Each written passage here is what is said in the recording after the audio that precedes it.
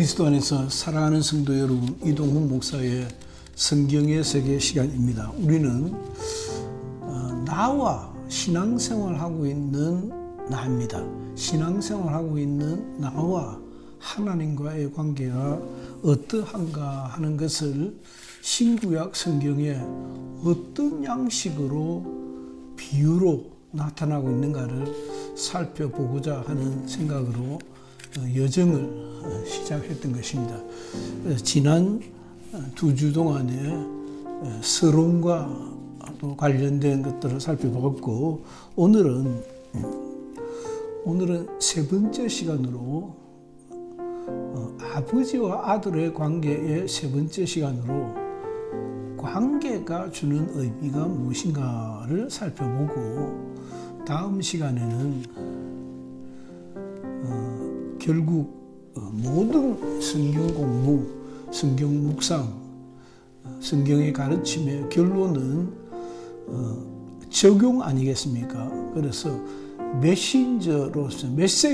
메시지로서의 아버지와 아들의 관계에 대해서 살펴보고자 합니다.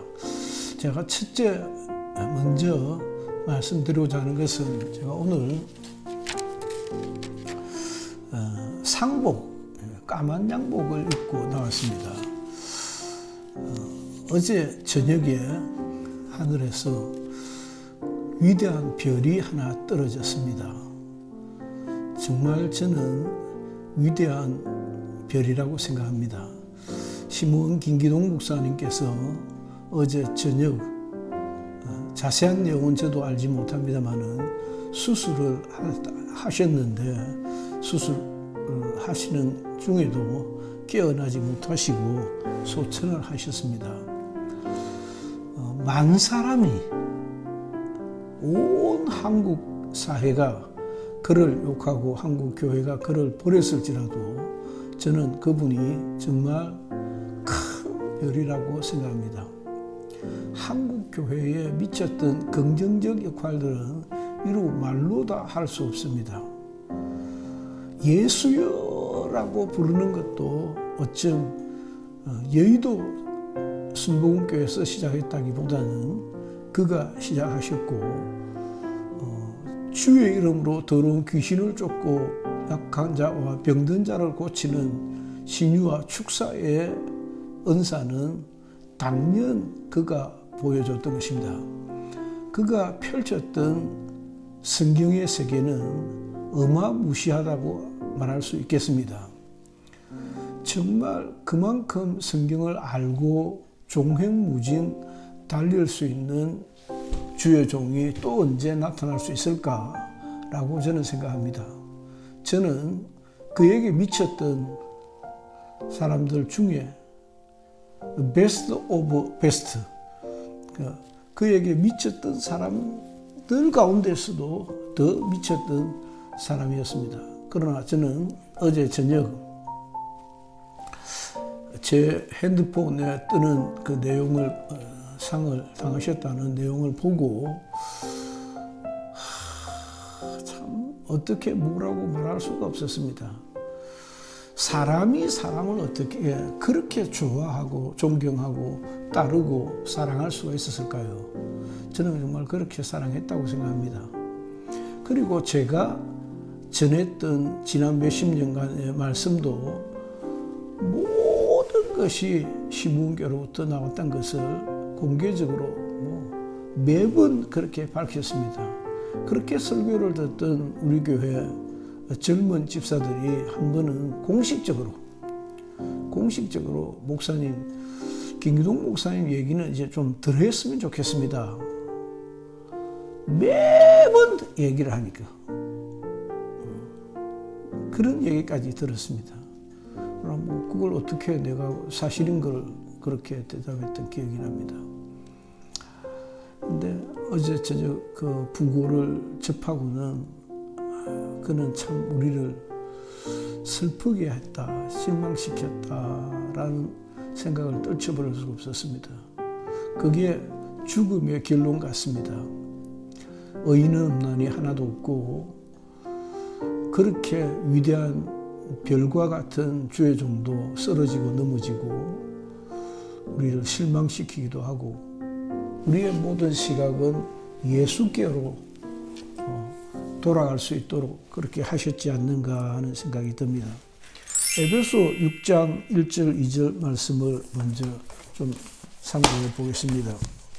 우리가 익히 잘 알고 있는 말씀입니다. 6장 1절 2절 자녀들아 너희 부모를 주 안에서 순종하라. 이것이 옳으니라. 내 아버지와 어머니를 공경하라. 이것이 약속 있는 첫 계명이니 라고 했습니다. 에베소 6장 1절 2절에는 특별히 자녀된 자의 도리에 대해서 말씀하고 있습니다. 이 아버지와 아들의 관계에서 자녀에 대한 말씀을 하실 때 우리는 에베소 6장 1절 2절을 상고하게 되는데 자녀들아 너희 부모를 주 안에서 공경하라. 단서가 있습니다. 주 안에서 공경하라. 이것이 옳다. 약속 있는 첫 계명이다라고 했는데 약속 있는 첫 계명이라는 말은 십계명을 떠오르게 하는 것입니다. 복을 약속하신 첫째 계명이 부모를 공경하는 것입니다. 여러분 알고 계셨습니까? 복을 약속하신 장수의 복과 세상에 형통한 복을 약속하셨는데 그 복을 보장받을 수 있는 계명이 부모를 공경하는 것입니다. 그래서 돈 잘 벌고 싶고 오래 살고 싶으면 부모를 공경하는 것입니다. 그냥 간단하게 답이 나오는 것입니다. 이것이 첫째 계명이다. 내가 처음으로 하는 얘기다. 처음으로 하는 얘기가 내 부모를 공경하는 것이다 라고 그랬습니다. 자, 우리 세 번째 시간에 첫째 그 아이템은 관계라는 것의 뜻에 대해서 좀 가르치는 바가 무엇인가. 아버지와 아들의 관계가 성경의 비유로 나타나 있고 이 비유가 우리에게 말씀하시는 바가 심상치 않다. 이게 이제 제가 말씀을 전하는 첫째 포인트인데 첫째는 아버지와 아들의 관계가 주는 의미가 깊다. 예사롭지 않다. 그러니까 아버지와 아들의 관계가 예사로운 사이가 아니다. 잘 다루어야 한다. 공자도 이 말을 했습니다. 제가 너무 좋아하는 얘기인데 공자가 했던 상강오륜 중에 부자 유친입니다. 부자 유친. 아버지와 아들은 친해야 된다. 그런데 여러분들이 제가 부자 유친을 인용하는 것은 제가 제 아들한테 태어나서 제일 먼저 했던 것이 아기 보고 부자 유친이라고 가르쳤습니다. 얘야, 아버지와 아들은 친해야 된단다. 유친, 가까워야 된다. 얼마나 안 가까우면 가까워야 된다고 공자님께서 말씀하셨을까요? 진짜 아들놈들 가르치기 어렵거든. 어려운 것 같아요. 그러니까 공자 그 선생님께서 부자 유친이다. 참 가슴 울리는 얘기입니다. 그래서 이걸 잘 다뤄야 된다. 아버지와 아들이 유친한 것이 당연하면 그 당연한 것을 공자님께서 말라고 부자 유친이라고 말씀하셨겠습니까? 아주 델리케이트한 관계이기 때문에 이 관계를 잘 다루어야 한다. 잘 다루어야 한다. 아버지도 아들에 대해 잘 해야 되고 아들도 아버지에게 아주 잘해야 된다. 잘해야 된다는 것이 그냥 풍성하게 해야 된다는 뜻이 아니고 델리케이트한 관계다. 조심스럽게 가야 하는 관계다라는 것입니다. 그리 좋은 사이가 드물다. 아버지와 아들의 관계가 정말 드물다. 그래서 제가 어릴 적에 굉장히 강하게 남아있는 인상이 저희 아버지는 굉장히 힘든 분이었습니다.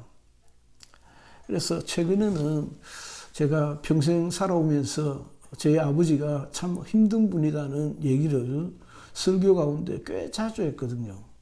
좀 죄송스러운 생각이 들어서 그랬을 겁니다. 아마 제 여동생이 아버지가 아랑드롱 못지않게 미남입니다. 굉장히 미남입니다. 아버지 친구들이 아랑드롱을 많이 언급하시더라고요. 그렇게 미남인데 그 아버지 사진을 제 여동생 권사님이 한 개, 두 개인가 가지고 보여줬던 기억이 나서 동생한테 얘기해서 내가 아버지 사진을 가져와서 초상화를 만들어서 내 방에 둬야겠다. 며칠 전 생각입니다. 그런 생각이 들더라고요. 아마 이 강의를 준비하면서 가졌던 생각인지 정확히 모르겠습니다. 아버지와 아들의 관계가 뭐 아주 내추럴하게 자연스럽게 가까운 관계가 일 것 같지만 별로 그렇지 않다. 아주 미묘한 관계다. 그래서 예를 들어서 정조는 사도세자를 그 아들을 뒤주에 가두어서 굶어 죽게 했다 아닙니까? 왕이 될 수 있는 아들을 가만히 놔두면 왕이 될 수 있는 아들을 얼마나 속상했으면 뒤주박에 가둬가지고 굶어 죽는 것을 보게 했다는 거예요. 참, 국사를 한번 살펴보면 그 사도세자가 광기도 좀 있고 아빠를 굉장히 두려워하고 힘들어하고 했던 장면이 나옵니다. 그러니까 뭐 아버지와 아들이 그리 만만한 사이가 아니다. 제가 어릴 적에는 저희 아버지가 그걸 힘들었기 때문에 제가 어렸을 적에 아빠라는 말을 거의 안 썼습니다. 거의 안 썼고 근데 친구들 가운데 아마 6학년쯤, 5학년, 6학년쯤 되었을 때 자기 아버지를 보고 그때는 다 아버지라 했는데 아빠라고 하는 애가 있더라고. 참 신기하더라고. 그래서 그게 부럽더라고. 그래서 저 집에는 아버지를 아빠라고 하는가 보다. 굉장히 좋은 사이인가 보다 라고 하는 생각이 들었죠. 참 부럽더라고. 어째 너희 집에는 아버지를 아빠라고 하냐라고 한 번가 두 번인가 제가 그 친구한테 물었던 기억도 납니다. 그만큼 인상적이었다는 것입니다. 이 관계는 아주 다듬고 가꾸어야 한다라고 하는 말씀을 드립니다. 자, 첫째,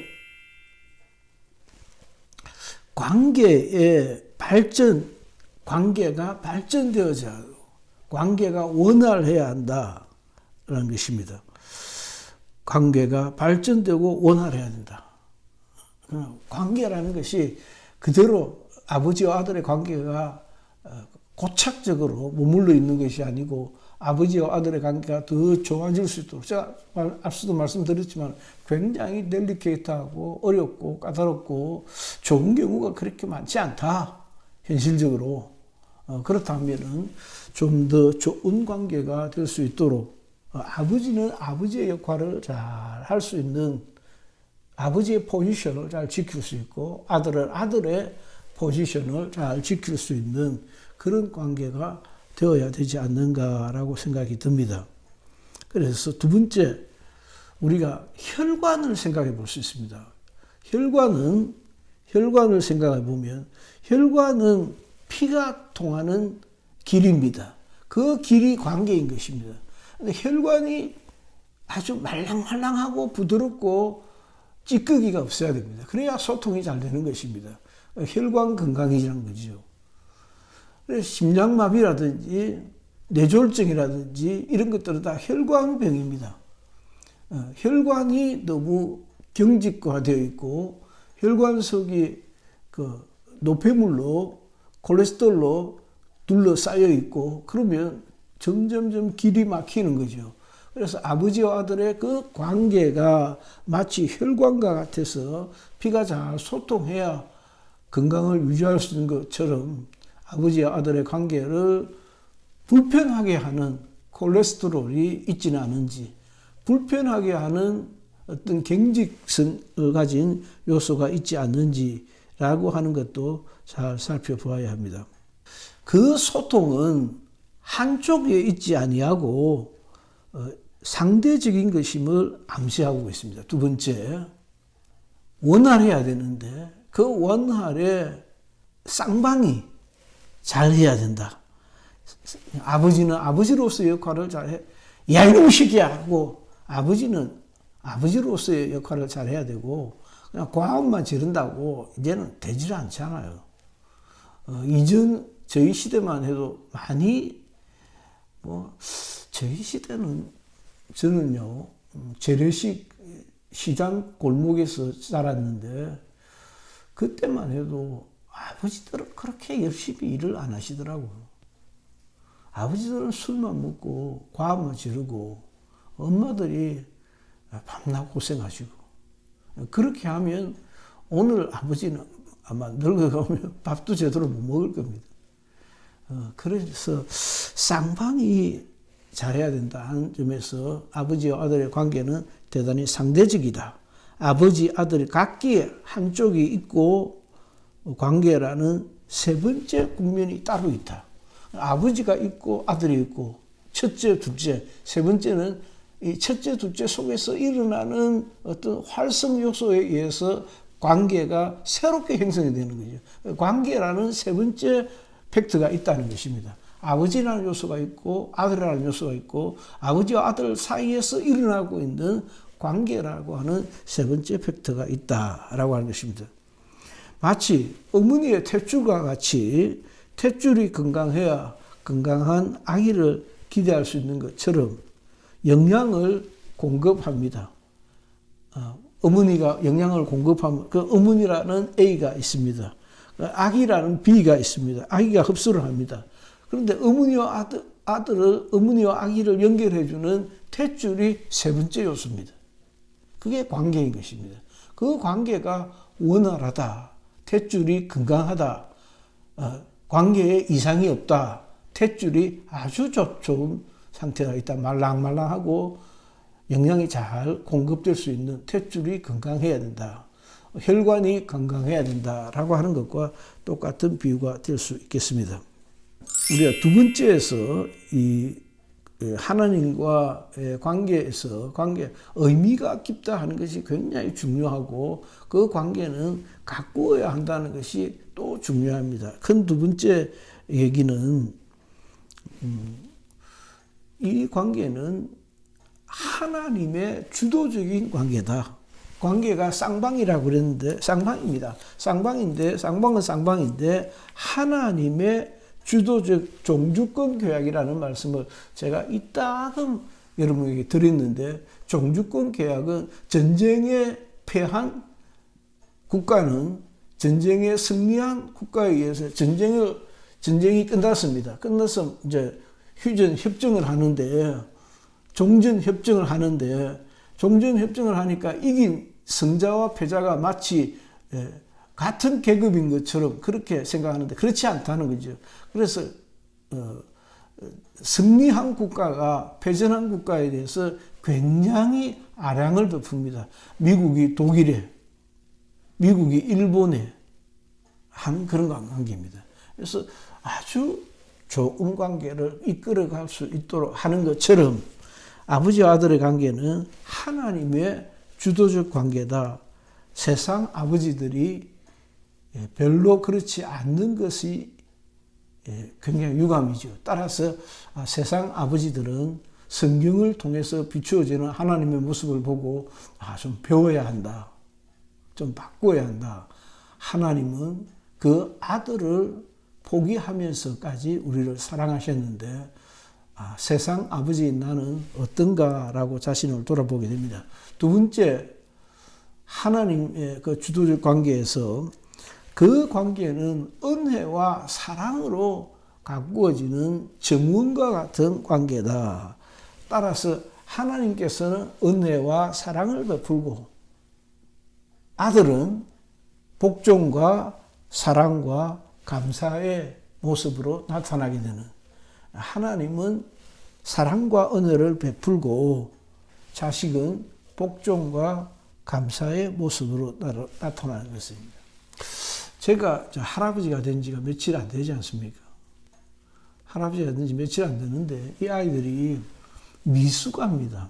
달을 다 채우고 나오지 못해가지고 아기들이 굉장히 작아요.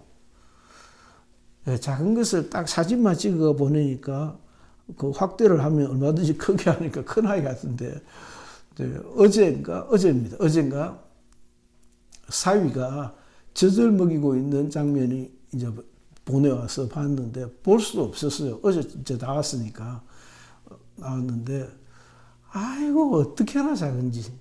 이게 쌍둥이인데 그 둘째 아이는 더 작은 거예요. 그래서 아주 인큐베이터에 있는 달을 못 채웠으니까 인큐베이터에 있는 아주 조그만 인형 같은가 봐요.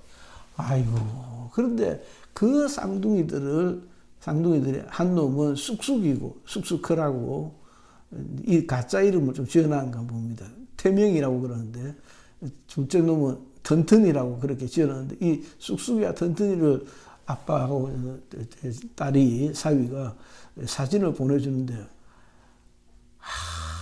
뭐라고 표현할까요? 매번 볼 때마다 두려울 정도로 기쁜 거예요. 딱 볼 때마다 보기가 두렵다 생각이 들 정도로 막 밀려오는 사랑, 할배의 사랑. 야, 내가 완전 이거 바보 할배가 됐구나 생각이 드는데, 뭐 제가 늦으니까 친구들의 손주는 고등학생도 있습니다. 그러니까 제가 얼마나 늦습니까? 늦으면 늦은 대로 별로 그렇게 했나 싶었는데 그렇지 않고 가슴이 두근두근 하는 거예요. 매번, 아직까지는 매번. 그렇게 좋은 사이구나. 그 은혜와 사랑의 관계다. 그리고 그 아들은 복종과 헌신의 관계다. 복종과 헌신으로 나타날 수 있다. 할아버지의 감동에 비추어서 생각해 보았습니다.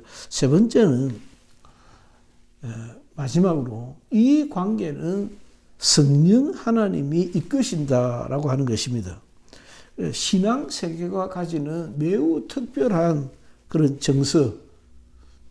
신앙 세계가 아니면 이 관계를 설명할 때 성령이 중간에 개입하지 않습니다.